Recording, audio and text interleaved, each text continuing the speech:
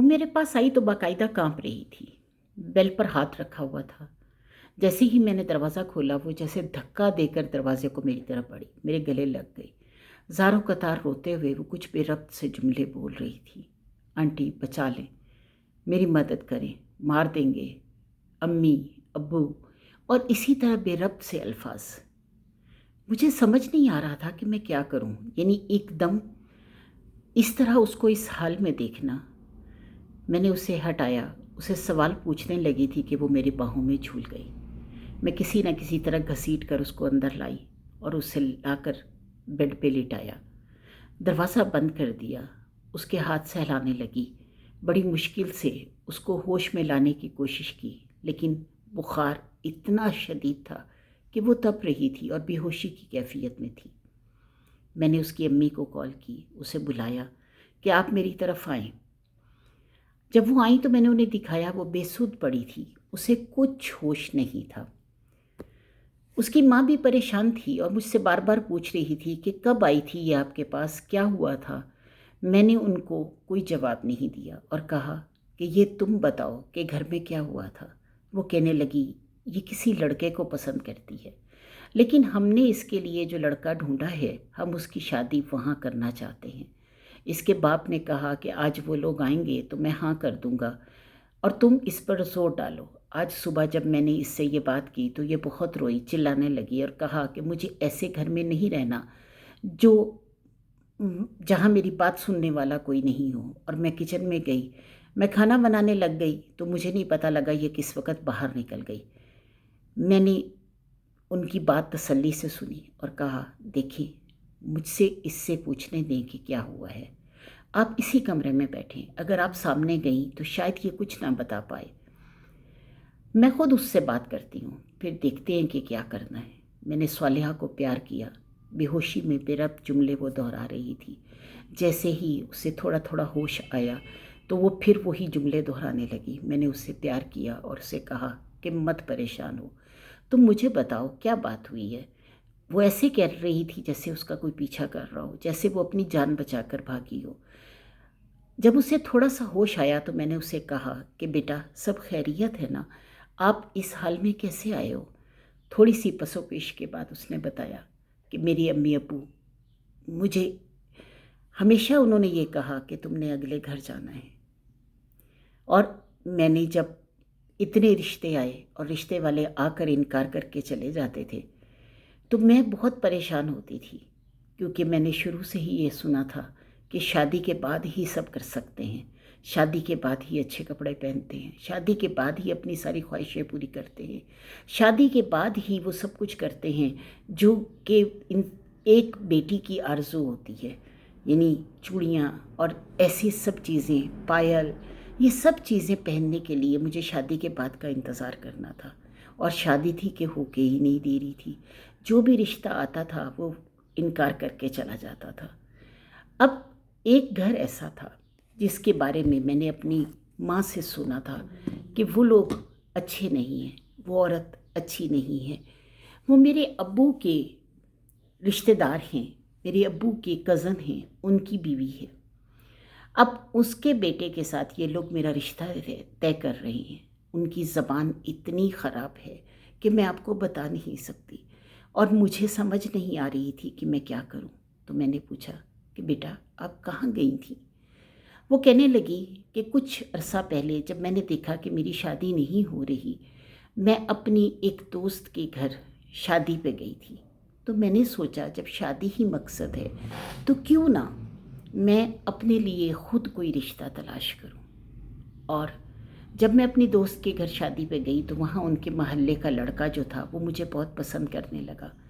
उसने मुझे किसी न किसी तरीके से रब्ता किया, मुझे चूड़ियाँ, मुझे पायल और इस तरह की चीज़ें, छोटे छोटे तोहफे वो मुझे भेजता रहता था। वो बहुत ज़्यादा कोई पढ़ा लिखा और बहुत ज़्यादा कोई मतलब वेल मैनर्ड, या जिसे कह सकते हैं कि बहुत आला घर का मालिक नहीं था।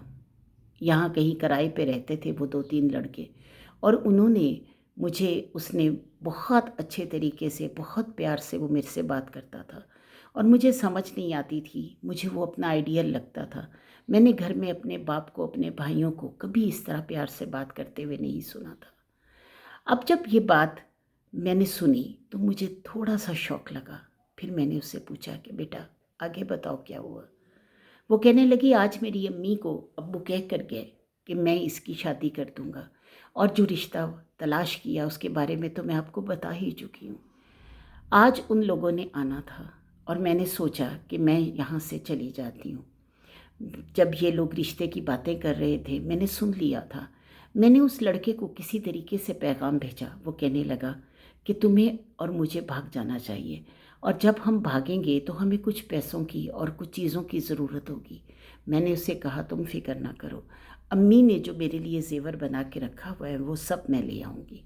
और जब मैं सारे ज़ेवर और वो लेकर, पैसे वगैरह लेकर पर्स में डालकर मैं उसके घर, बैग में डालकर मैं उसके घर पहुंची, तो जब मैं उसके घर पहुंची, जिस जगह पे उसने मुझे आने को कहा था और कहा था कि यहाँ हम निकाह करेंगे, जब मैं उस दरवाज़े पर गई तो वहाँ सिहन में मैं टाइम से पहले ही निकल गई थी क्योंकि मुझे मौका मिल गया था।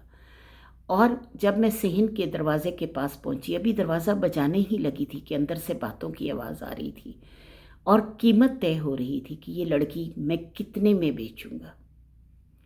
अमजद, जिसको मैं पसंद करती थी, वो उसकी आवाज़ थी। वो किसी आदमी से बात कर रहा था और उससे कह रहा था कि देखो, मैंने उसके जो ज़ेवर और पैसे वो लाएगी वो मेरे होंगे, और उसके अलावा तुम्हें मुझे इतने पैसे देने होंगे, और लड़की तुम्हारी होगी, नहीं तो मैं किसी और के हाथ बेच दूंगा। मुझे फ़लाँ फ़लाँ शख्स ने भी कहा है कि मैं इतने पैसों में लड़की ख़रीद लूँगा। अब सौदा तय हो रहा था। मुझे समझ आ गई कि ये शख्स मेरे लिए अच्छा नहीं हो सकता।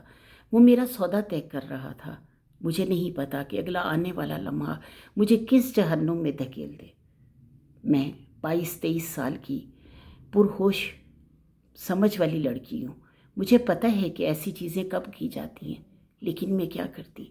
मेरे घर में भी कोई ऐसी चीज़ नहीं थी, कोई ऐसा प्यार और ऐसी मोहब्बत मुझे नहीं मिली थी जिसको मैं सामने रख कर वो सारा कुछ त्याग देती। लेकिन जब मैंने अपना सौदा होता हुआ सुना तो मुझे ऐसे लगा जैसे घर ही मेरी पनाहगाह है। मैं वापस भागी, उन्हें पता नहीं चला था। मैं वहाँ से जब वापस भागी तो मुझे समझ नहीं आ रही थी मैं कहाँ जाऊँ। आंटी, मैं आपके दरवाजे तक आ गई और मैंने दरवाज़ा खटखटा दिया। मेरी बेटी उसी की उम्र की थी, और वो जब उससे बात करती थी, उससे मिलती थी, तो हमेशा ये कहती थी कि मैं तुम्हारी तरह पढ़ना चाहती हूँ, मैं तुम्हारी तरह आगे बढ़ना चाहती हूँ।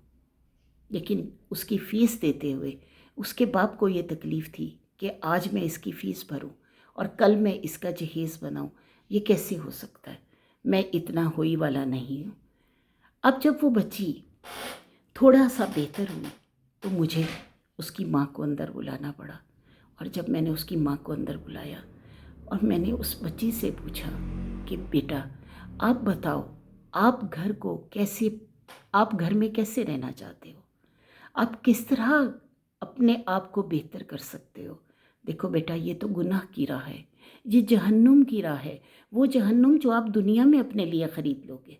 तो वो कहने लगी, आंटी मेरी माँ से पूछें, मेरी माँ से पूछें कि जब मुझे होश आया तो इन्होंने मुझे ये सुनाना शुरू कर दिया कि तुम्हारी शादी होगी, तुम्हारी शादी होगी।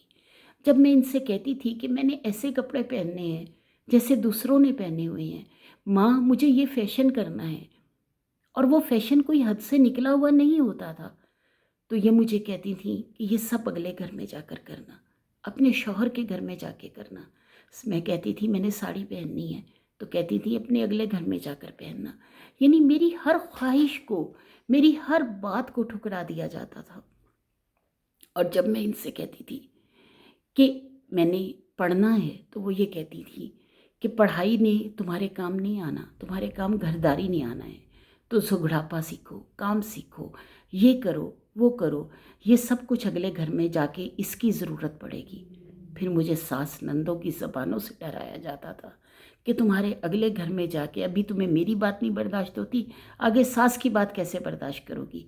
सासें तो इतनी तेज़ होती हैं, सासें तो ऐसा करती हैं, सासें तो वैसा करती हैं। اور جو انہوں نے میرے لیے سانس ڈھونڈی وہ ان کو خود ہی پسند نہیں ہے، تو بتائیں میں کیا کروں، میں کہاں جاؤں؟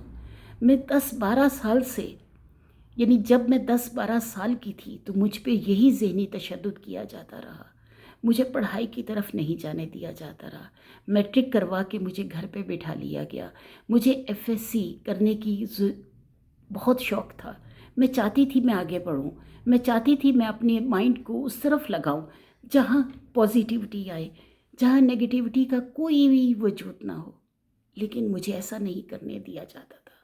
ہر آنے والے لڑکے کے ساتھ میرا ایک رابطہ باندھ دیا جاتا، میرا ایک رشتہ جوڑ دیا جاتا، اور پھر وہ لوگ انکار کر کے چلے جاتے۔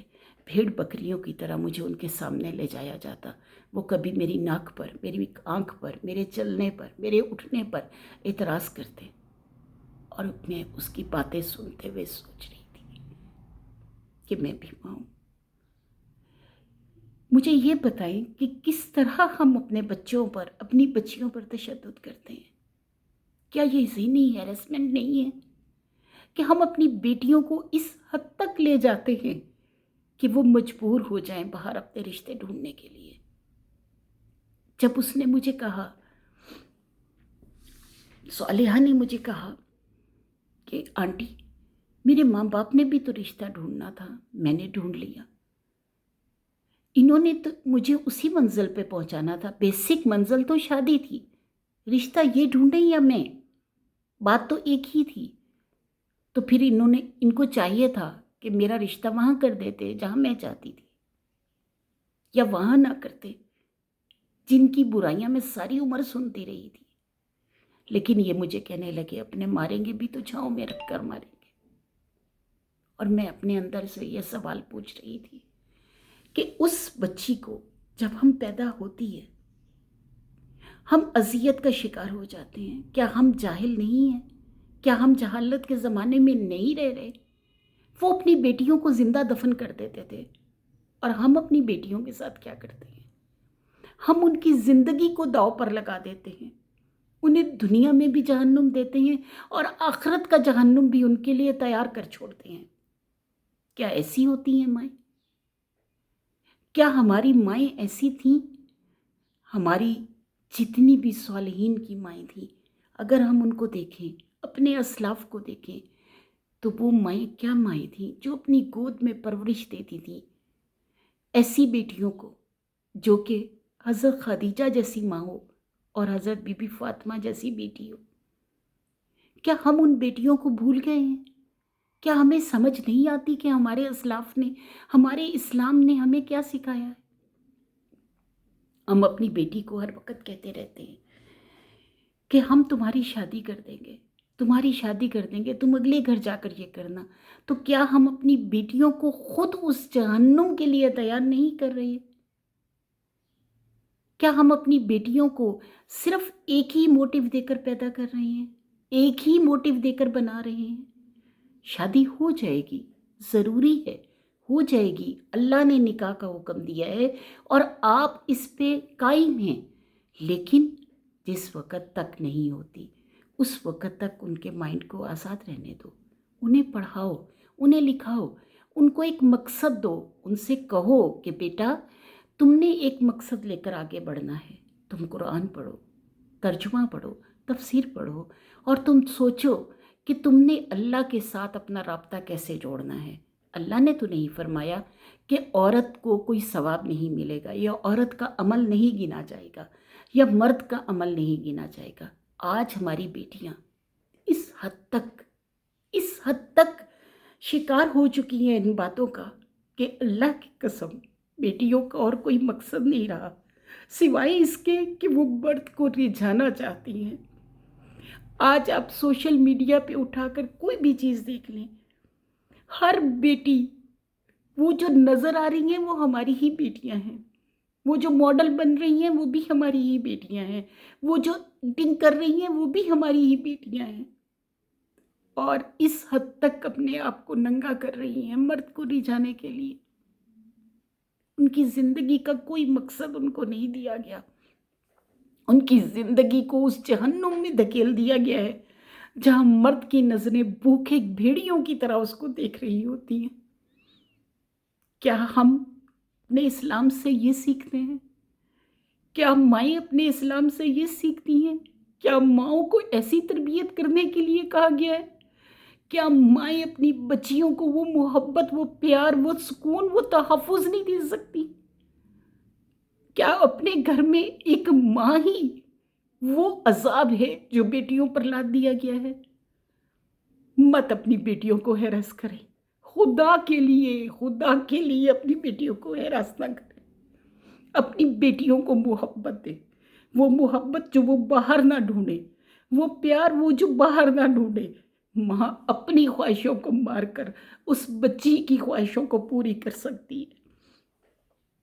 نہ بھیجے انہیں۔ اگر آپ چاہتی ہیں کہ آپ بہت تیار نہ ہو کہ وہ باہر نہ جائے، تو آپ کوشش کریں وہ گھر میں تیار پھرے، وہ اس طرح تیار پھرے، اس طرح اپنی خواہش کو پورا کرے، آپ گھر کی چار دیواری میں اسے وہ سب کچھ دے جو وہ چاہتی ہے، جیسے وہ رہنا چاہتی ہے، جیسے وہ چلنا چاہتی ہے، جیسے وہ بیٹھنا چاہتی ہے، جیسے وہ آزاد رہنا چاہتی ہے، اسے آزاد رہنے دیں، اسے پڑھنے دیں، اسے اپنے دین کی تعلیم دیں، اپنی خواہشات، اپنی کٹی پارٹیز، اپنی ساری جو ضروریات ہیں ان کو تھوڑا سا ختم کر دیں اور اپنی بیٹی کی خواہشات کو اہمیت دیں۔ اس طرح اہمیت دیں کہ وہ کسی اور کے سامنے خواہش کرنے کے لیے اپنا ہاتھ نہ پھیلائے۔ اپنے بیٹوں کو شروع سے تربیت دیں کہ اپنی بہنوں کی عزت کرے۔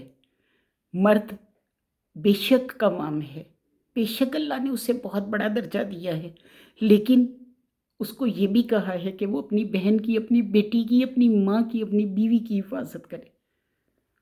تو اسے وہ مقام اس بیٹی کو دینا آپ کا کام ہے۔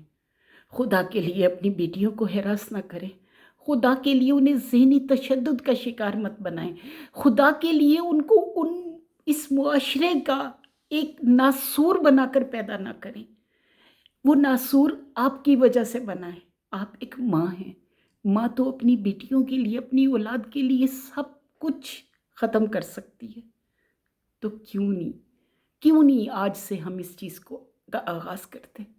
خدا کے لیے میری گزارش ہے ان تمام ماؤں سے، میری گزارش ہے ان تمام ماؤں سے جو ایسا کوئی بھی سلوک اپنی بچیوں سے کر رہی ہیں، 1 2 3 نہیں، میں اسپیشل سسٹرز خاص طور پر نام لینا چاہوں گی، اسپیشل سسٹرز اور کئی ایسے پیجز پہ جہاں بیٹیوں نے رو رو کے اپنی داستانیں لکھی ہوئی ہیں، جہاں بچیاں کہتی ہیں کہ ہماری شادیاں نہیں ہو رہی، ان کو زندگی میں مقصد ہی ایک دیا گیا ہے شادی کا۔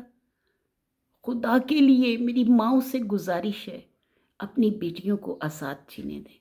اللہ نے ان پر کوئی قدغن نہیں لگائی کہ وہ نہیں پڑھ سکتی، اللہ نے ان پر ایسی کوئی بات امپلیمنٹ نہیں کی۔